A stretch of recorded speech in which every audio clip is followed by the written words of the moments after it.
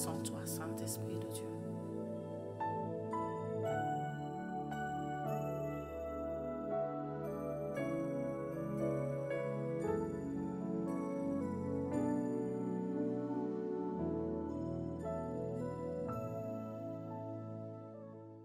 Que nous avions profité du fait que le mois passé, c'était le mois où les gens ont fêté une fête macabre. Les gens ont fêté la mort. Les gens ont célébré. Nous avons vu des gens célébrer. Et le summum des summums, c'était le 31. Je regardais ma conjointe, je lui disais, est-ce que tu vois à quel point nous sommes les 31 et dans ma ville, il pleuvait. Malgré qu'il pleuvait, j'ai vu des familles, parents, avec en main des enfants de moins d'une année, s'est déplacé de maison à maison sous la pluie, je vous dis, pour célébrer Halloween. Comment le monde est rendu même zélé à célébrer une fête macabre. Nous pouvons voir les traces sont restées ancrées dans la culture, même lorsque les gens vont se dire, non, nous c'est les fans juste pour distribuer des bonbons. Nous c'est les fans juste pour se déguiser. Et nous, et eux, savent que lorsqu'on célèbre cette fête, d'ailleurs les symboles les plus marqués, c'est la mort, c'est des atrocités, c'est la peur, c'est la sorcellerie, c'est couper la tête, couper les bras, c'est tête de squelette, c'est les morts, les tombes, c'est ça les symboles les plus marqués et ça va avec le witchcraft, donc la sorcellerie. Et je regardais, je disais, nous devons savoir notre identité. Dans ce monde-là, nous devons avoir notre identité. C'est pourquoi nous revenons à lire Actes 11, verset 19 à 26. Ceux qui avaient été dispersés par la persécution survenue à propos d'Étienne. Ceux qui avaient été dispersés par la persécution survenue à propos d'Étienne allèrent jusqu'en Phénicie, dans l'île de Chypre et à Antioche, annonçant la parole seulement aux Juifs. Il eut cependant parmi eux quelques hommes de Chypre et de Cyrène qui, étant venus d'Antioche, s'adressèrent aux Grecs et leur annoncèrent la bonne nouvelle du Seigneur Jésus. Le bruit en parvint aux oreilles des membres de l'église de Jérusalem et ils envoyèrent Barnabas jusqu'à Antioche. Lorsqu'il fut arrivé, il eut vu la grâce de Dieu. Il s'en réjouit et il les exhorta tous à rester d'un cœur ferme attaché au Seigneur. Car il était un homme de bien, plein d'Esprit Saint et de foi. Et une foule nombreuse se joignit au Seigneur. Barnabas s'est rendu ensuite à Tars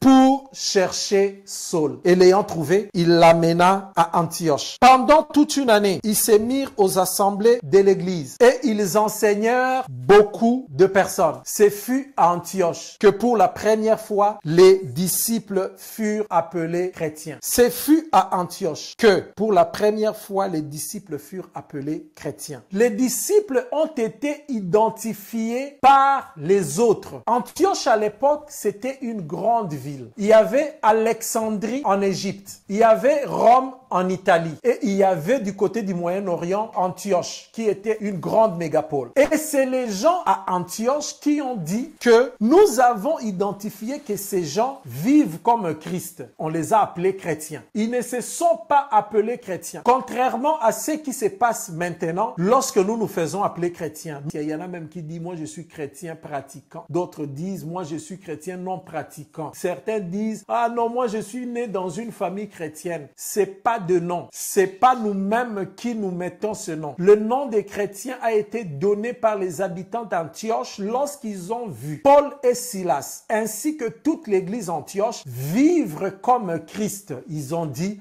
ceux-là sont comme Christ. Ça veut dire que les chrétiens sont des personnes avisés pour la manière de vivre maintenant dans notre vie éphémère. Dans notre vie éphémère, nous vivons comme chrétiens et c'est afin de gagner notre vie future qui est le ciel. Lisons dans Luc 16, 8. C'est une histoire d'un monsieur qui était infidèle. Donc c'était le financier d'un riche. Mais ce financier était injuste, infidèle. Le patron lui a dit, je vais t'enlever au boulot dans quelques semaines. Lorsque ce financier a appris qu'il ne saura plus travailler et qu'il ne pourra plus gagner ce qu'il a commencé à gagner, ce financier s'est dit, comment je vais réussir ma vie lorsque ce monsieur va me chasser de son travail? travail. Ce monsieur l'a dit, ce que je vais faire, c'est que toutes les personnes qui ont une dette vis-à-vis de mon patron, si tu as $50 de dette, tu me payeras seulement 25. Si tu as $500 de dette, tu me payeras seulement 250. Parce qu'il s'est dit, je veux me créer des amis tout de suite pour que lorsque je n'aurai plus de travail, je rentrerai chez ces personnes-là. À qui j'ai rendu $250, à qui j'ai rendu $25, ces personnes-là ne me laisseront pas, ils vont se charger de ma vie et je pourrai vivre. Jésus dit par rapport à cette histoire-là, le maître loua l'économe infidèle de ce qu'il avait agi à un homme avisé. Ça veut dire il avait préparé. Il sait qu'il y a une suite après son licenciement. Il a agi en conséquence. Car les enfants de ce siècle sont plus avisés à l'égard de leurs semblables que ne le sont les enfants des Lumières. Et les enfants des Lumières, c'est nous les chrétiens. Comment vivons-nous cette vie de 80 ans, de 90 ans et même très raccourcie pour la majorité? Comment vivons-nous cette vie sans préparer l'après? Comme si tout allait s'arrêter. Cet économe infidèle a compris et cet économe infidèle a agi en conséquence. C'est pourquoi nous aussi, avisés comme chrétiens, notre manière de vivre et de marcher, ça veut dire notre identité, on doit la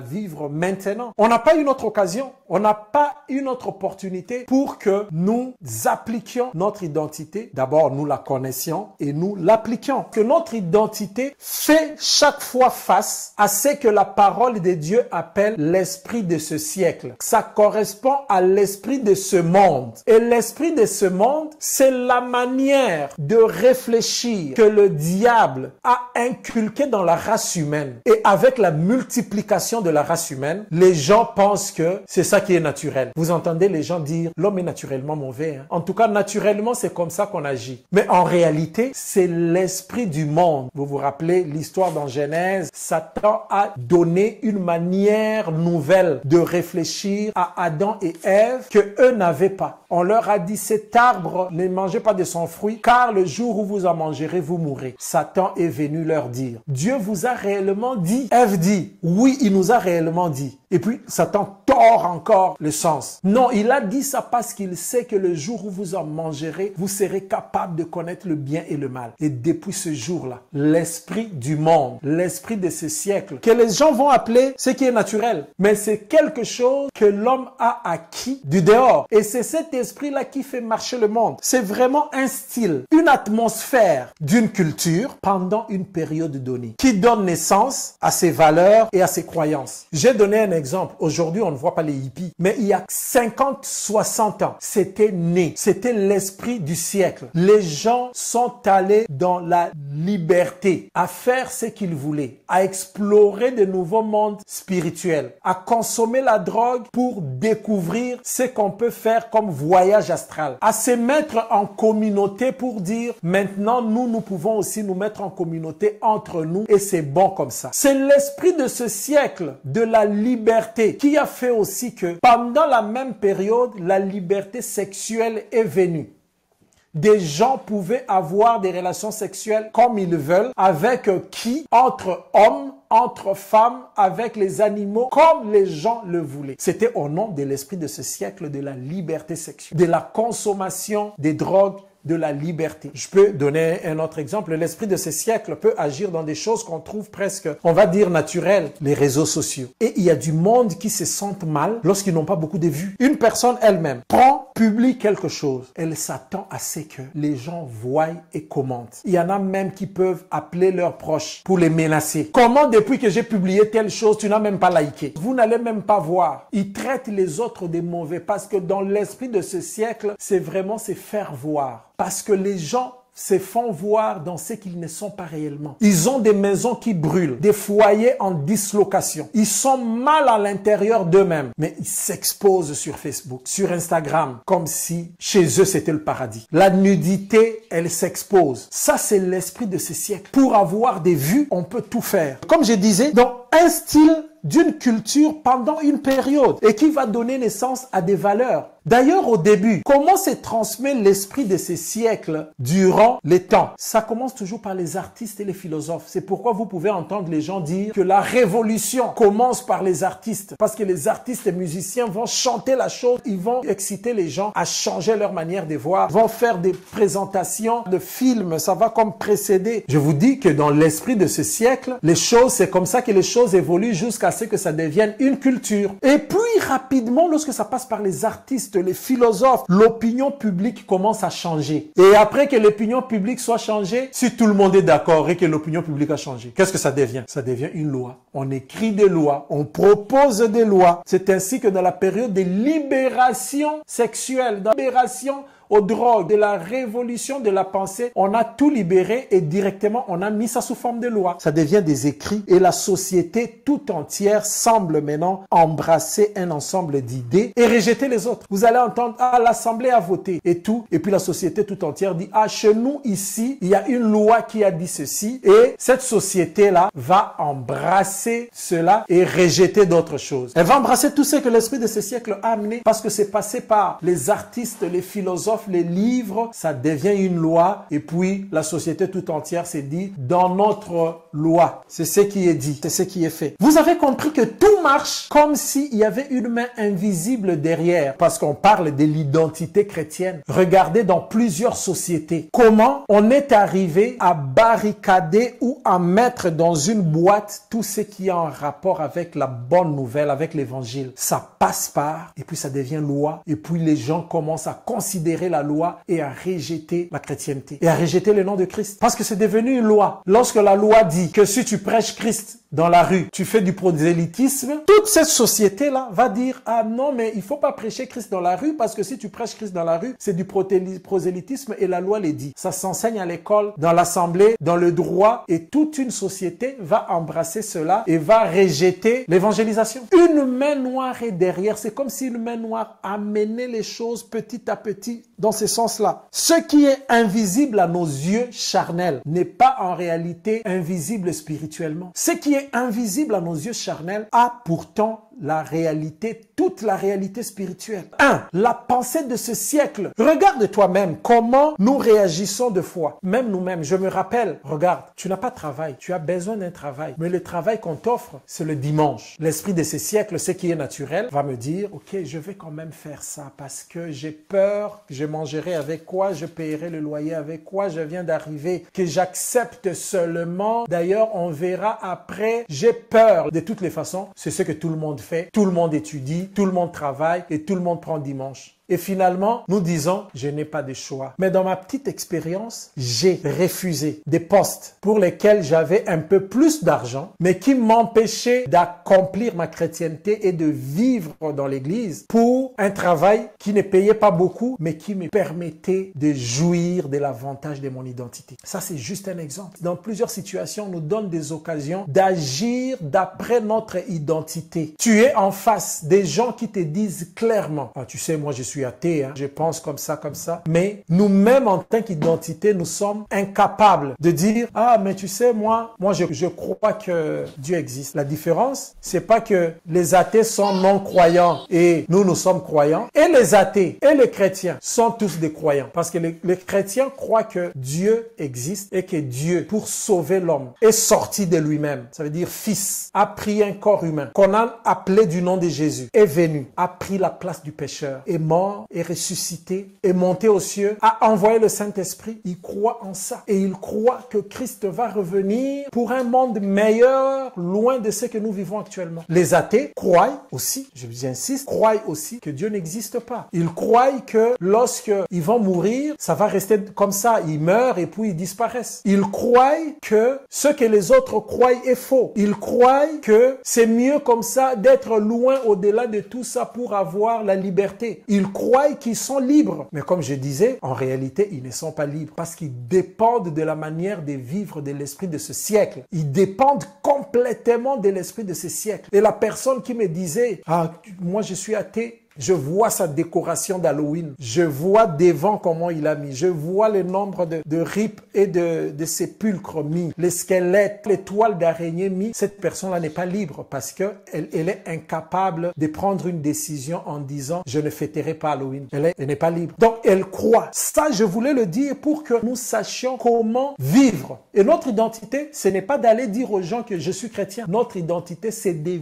vivre comme Christ. Genèse 3:6. La femme vit que l'arbre était bon à manger et agréable à la vue et qu'il était précieux pour ouvrir l'intelligence. Retenez les trois faits. Bon à manger, agréable à la vue et précieux pour ouvrir l'intelligence. Elle prit de son fruit et en mangea et en donna aussi à son mari qui était auprès d'elle. 1 Jean 2:16. Car tout ce qui est dans le monde, il cite la convoitise de la chair, la convoitise des yeux et l'orgueil de la vie ne vient point du Père, mais vient du monde. On a vu que Ève, notre arrière-grand-mère, a vu que le fruit que lui proposait le diable était bon à manger. Ça correspond à la convoitise de la chair. Il a vu que le fruit était agréable à la vue. Ça correspond à la convoitise des yeux. Les gens qui ont l'habitude d'aller voir les images des nudités. La nudité est la même, mais ils rentrent dans un cycle où ils veulent toujours aller le voir. Ça ne se rassasie plus. C'est ça, c'est que Ève avait vu que ça correspond à la convoitise des yeux. Et précieux pour ouvrir quoi? L'intelligence. Ça correspond à l'orgueil de la vie. Parce que dans la vie, lorsque je me dis je suis intelligent, je me vois comme si je suis quelqu'un. Juste parce que tu te dis, ah, j'ai compris les choses. Ça, c'est l'orgueil de la vie. Donc, l'invisible à nos yeux n'est pas réellement invisible parce qu'il y a une réalité spirituelle derrière. Si on nous montrait la réalité sur ce que nos yeux physiques ne peuvent voir, mais on nous les montre, nous n'agirons jamais de la même manière. Nous sauverons notre identité. C'est pourquoi notre identité est tellement précieuse que nous ne voulons pas nous dire je suis chrétien, mais nous voulons vivre comme chrétiens pour que les autres, comme ceux d'Antioche, disent ah mais ces gens-là, Aimé là, Elliot là, Dorcas là, Jean Désiré là, ils vivent comme Christ. Que Noah vit comme Christ, que André vit comme Christ, que Suzanne vit comme Christ. Il faut que ça vienne de l'extérieur parce que nous vivons comme Christ et non pas nous donner une identité et dire je suis chrétien. C'est pas ça la chrétienté. Notre identité, c'est la manière dont nous vivons comme Christ. C'est pourquoi des fois dans nos prières, demandons à Dieu de nous montrer la réalité des choses. Des fois nous sommes aveugles, nous voyons ce qui nous est limité. Il y a une sœur qui m'a raconté une histoire. Il avait un voisin. Ce voisin-là l'invitait chaque fois en disant venez aussi, tu vas voir que nous ne faisons rien de mal. D'ailleurs, nous avons beaucoup de moyens. Viens, regarde, tu passes par des temps difficiles. Elle disait toujours, moi je sais que vos loges là n'ont rien à voir. C'est vraiment des sciences occultes, qu'il n'y a pas de lumière là-dedans. Et un jour, le fils de ce voisin vient lui dire, ah mais tu ne vois pas qu'il fait chaud ici, là où tu es assise, il fait très chaud. Tu peux aller vers le mur là, parce que vers les murs, il y a de l'ombre. Cette sœur-là avait un petit bébé. Elle sent son cœur lourd. Elle s'est dit, ok, j'entends, mais elle ne se déplace pas du tout. L'autre insiste et le petit garçon est sorti. Moins de 120 secondes qu'il était sorti, les murs s'est écroulés. Et elle m'a dit, si je n'avais pas entendu ma voix intérieure, je me serais mis là et moi et ma fille nous serions morts. Si nous pouvions voir ce qui s'est traîné dans le monde des ténèbres lorsque ce garçon insistait, si nous pouvions voir, nous n'allons jamais agir de la même manière. Parce que les réalités qu'on peut percevoir par nos yeux physiques sont pourtant des réalités spirituelles. 2 Rois 6, 15, 17. Israël à l'époque avait des conflits avec la Syrie. Les Syriens sont venus les entourer. 2 Rois 6, verset 15. Le serviteur de l'homme de Dieu, se levant de bon matin est sorti. Et voici une troupe entourait la ville, avec des chevaux et des chars. Et le serviteur dit à l'homme de Dieu, ah, mon Seigneur, comment ferons-nous? Parce que toute la vallée était pleine de Syriens. Ils ne pouvaient pas sortir de la maison. 16. Il répondit, ne crains point, car ceux qui sont avec nous sont en plus grand nombre que ceux qui sont avec eux. Le serviteur de Dieu, le prophète, lui voyait. Verset 17. Élisée, c'est lui le prophète dont je parlais, pria. Ce n'est que dans la prière qu'on peut voir ces réalités. Il pria et dit, Éternel, ouvre ses yeux pour qu'il voie. Et l'Éternel entendit la prière, parce qu'il entend la prière des justes. Et l'Éternel ouvrit les yeux du serviteur, qui vit la montagne pleine de chevaux et des chars de feu autour d'Élysée. L'invisible à nos yeux charnels n'est pas ça la réalité. Le serviteur a pu voir qu'autour d'Élysée, on dit, toute la montagne était pleine de chevaux et des chars de feu. Donc ils étaient plus nombreux, mieux protégés que les Syriens qu'ils voyaient. C'est pourquoi il est dit, là on termine par là, il est dit dans Romains 2,12, ne vous conformez pas au siècle présent. Parce que le siècle présent a été influencé par l'esprit du siècle présent, par l'esprit de ce monde que le diable a inoculé dès le départ, qui a été transformé et rendu sous forme de culture et de lois, qui est toujours contre l'esprit de Jésus, qui ne nous permet pas de voir les choses comme Dieu voit. Que le Seigneur t'ouvre les yeux. Ma prière ce matin, c'est que le Seigneur nous ouvre les yeux. C'est que le Seigneur lui-même, par la prière que nous ferons maintenant, nous ouvre les yeux afin que nos yeux voient réellement comment nous devons marcher et vivre comme enfants des lumières. Que lorsque les autres vont voir, diront, ah, il vit comme Christ, il est chrétien. Il vit comme Christ, il est chrétien.